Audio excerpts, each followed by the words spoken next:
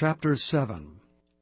So the king and Haman came to banquet with Esther the queen. And the king said again unto Esther on the second day at the banquet of wine, What is thy petition, Queen Esther? And it shall be granted thee. And what is thy request? And it shall be performed even to the half of the kingdom.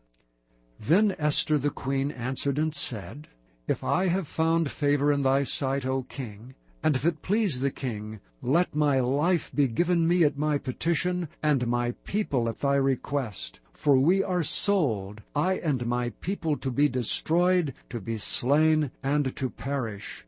But if we had been sold for bondmen and bondwomen, I had held my tongue, although the enemy could not countervail the king's damage.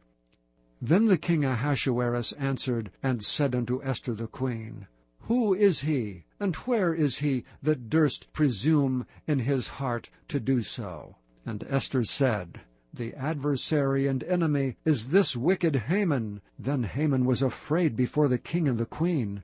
And the king, arising from the banquet of wine in his wrath, went into the palace garden. And Haman stood up to make request for his life to Esther the queen, for he saw that there was evil determined against him by the king.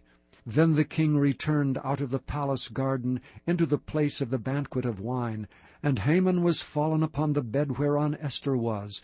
Then said the king, Will he force the queen also before me in the house? As the word went out of the king's mouth, they covered Haman's face.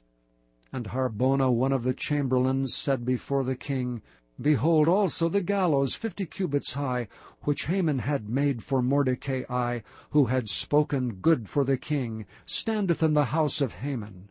Then the king said, Hang him thereon. So they hanged Haman on the gallows that he had prepared for Mordecai. Then was the king's wrath pacified.